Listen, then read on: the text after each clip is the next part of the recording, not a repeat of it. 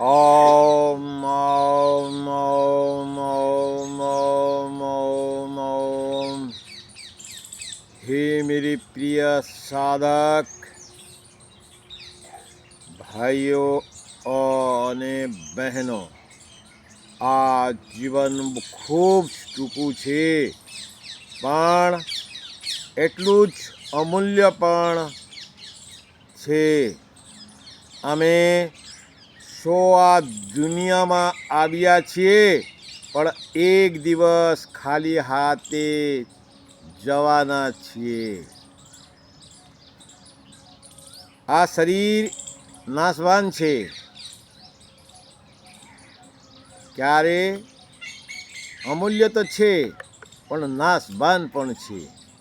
કારણ આપણે બચપન આવી ગયા, કિશોર અવસ્થા આવ્યા, જવાની આવી ગયા, બુઢાપા બી આવી જાય છે ને પરિવર્તનશીલ છે, સડી જાય. પંચતત્વમાં બનેલા છે, એ પંચતત્વમાં બનેલા પંચતત્વમાં વિલીન થવાના છે. ક્યારે રહેતું નથી, કોઈ ધાતુ નહીં. તો એના માટે આ શરીર નાશવાન છે, પણ એને જે પ્રતિવાહિત, જે શરીરને ગતિશીલ આપે છે, જે શરીરને ઉર્જા આપે છે, જે શરીરને ચેતન સત્તા આપે છે, એ શાશ્વત આત્મા છે. આ સત્યને જે સમજી જાય છે તે જીવનનો સાચો માર્ગ પામી જાય છે. मेरे प्रिय साधक, ઈશ્વર અમને શું આપે છે?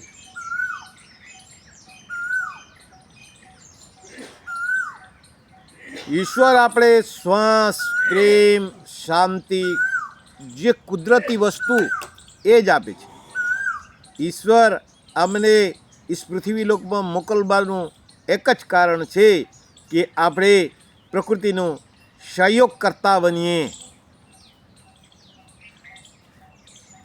સહયોગ કરતા બનીએ એટલે પરોપકારી, સેવા હિ પરમ ધર્મ.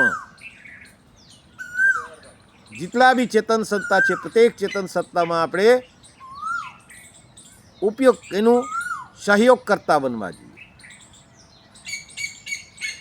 એના માટે આપણે શ્વાસ આપે છે, પ્રેમ આપે છે, શાંતિ આપે છે. આ બધું જ અમૂલ્ય છે ને એ જે કુદરત જે આપે છે એ વસ્તુ ક્યારે પણ પૈસાથી મળી શકતું નથી. પણ માણસ શું કરે છે? જે વસ્તુઓ પૈસાથી મળે છે તેની પાછળ દોડે છે. જેમાં 50,000 સેલેરીવાળા, 25,000 સેલેરીવાળા, લાખ રૂપિયા સેલેરીવાળા કોમ્પિટિશન કરે. મારું સફેદ ગાડી હોવા જોઈએ, મારું રેડ ગાડી, લાલ ગાડી હોવા જોઈએ, મારે એ કંપનીનો ગાડી હોવા જોઈએ, મારા એનું એ પ્રકારની સાડી હોવા જોઈએ, એ પ્રકારની હોવા જોઈએ. એ લોકો કેટેગરી ચૂઝ કરે છે. જેટલા રૂપિયા કમાવે એ પ્રકારની કેટેગરી લોકો સેટ કરે છે. લાખ રૂપિયા હોય તો 5,000નું સાડી પહેરે, 2,000નું સાડી પહેરે. આ વસ્તુને એ લોકો મહત્ત્વ આપે છે, એ વસ્તુની પાછળ એ લોકો દોડે છે. જે વસ્તુઓ પૈસાથી મળે છે તેનું પાછળ દોડ દોડ દોડ દોડ કરી આખા જીવન કરે છે. આખીર શું? જ્યાં સુધી શરીર છે ત્યાં સુધી ને. જે પરમાત્મા આપેલા, જે પ્રકૃતિ આપેલા, જે અમૂલ્ય વસ્તુ તમે પર ડે, પ્રત્યેક સમય, પ્રત્યેક ક્ષણમાં જે તમે એનો ઉપયોગ કરો છો, એ વસ્તુને તમે ભૂલી જાઓ છો. એ વસ્તુ અમૂલ્ય છે.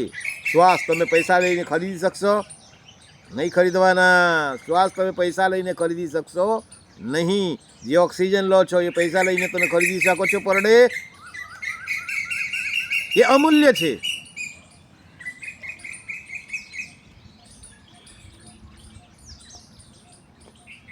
તો એ અમૂલ્ય વસ્તુને તમે ભૂલી જાઓ છો.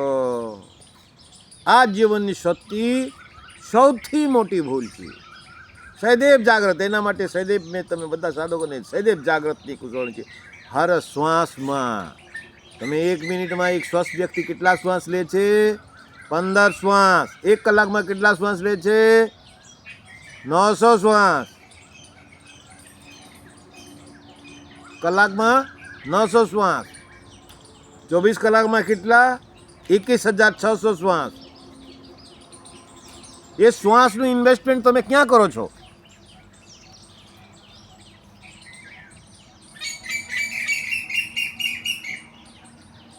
એ શ્વાસનું ઇન્વેસ્ટમેન્ટ તમે ક્યાં કરો છો? પ્રત્યેક શ્વાસમાં તમે જાગૃત રહેશો તો ઈશ્વરની તરફ તમે જઈ શકશો. પણ તમે જાઓ છો જે અમૂલ્ય છે. પૈસામાં તમે ખોવાઈ ગયા, પૈસા આવી ગયા જેબમાં એટલે તમે જે ઈશ્વર તત્વ છે એને ભૂલી જાઓ છો. એ મોટી ભૂલ છે. જેના કારણે તમે અશાંતિ, તણાવ અને દુઃખ,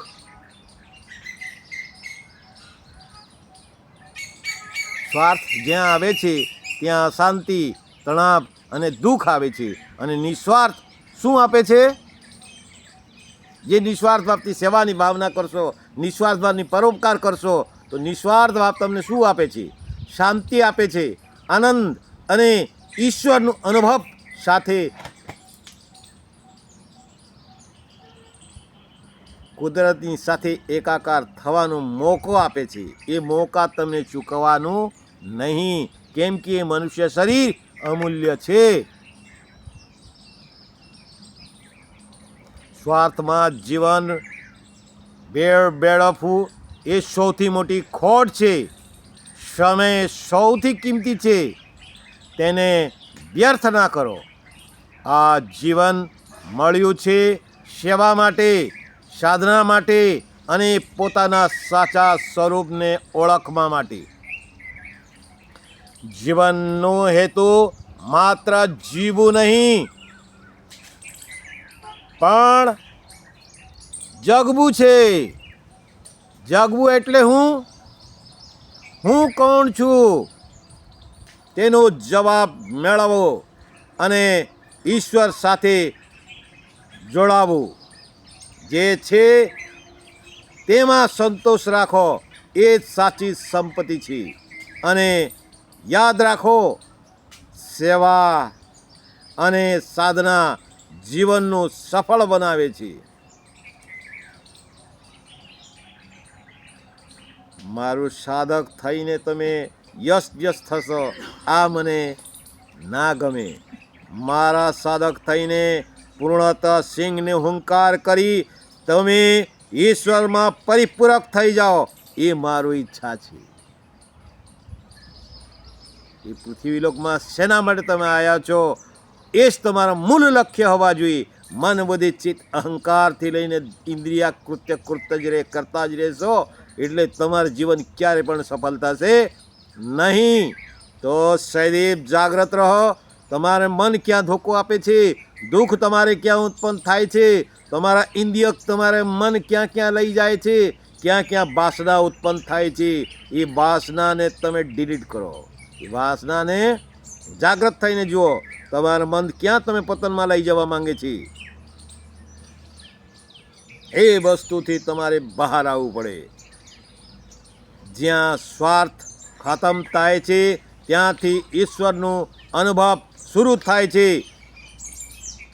સત્સંગથી જીવનમાં પ્રકાશ આવે છે અને સદગુરુની કૃપાથી આત્માનું માર્ગ ખુલ્લું થાય છે.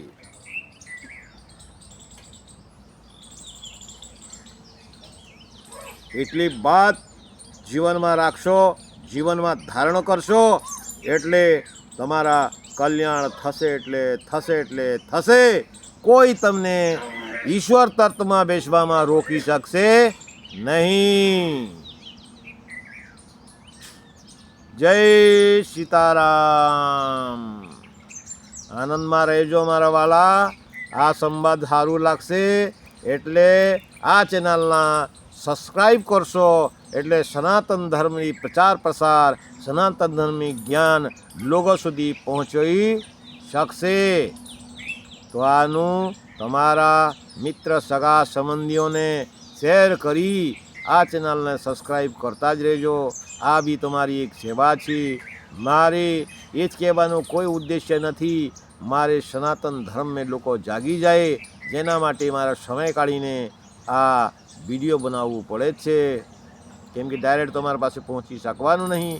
આ કલિયુગમાં એક સાધન બની ગયું છે એ સોશિયલ મીડિયાની, જેના કારણે વિડીયો બનાવી તમારા સુધી પહોંચાડવાનું કોશિશ કરું છું. આ જેટલા તમે બી આગળ સુધી પહોંચાડશો અને સબસ્ક્રાઈબ કરાવશો, લોકોનો લાભ લે, 1000 લોકો જોશે, એક બી માણસની હૃદયમાં ઉતરશે એટલે આપણી સેવા સફળ છે. તો આ સેવામાં સહભાગી તમે બધા જે બનશો એ મારું પ્રાર્થના છે. જય સીતારામ.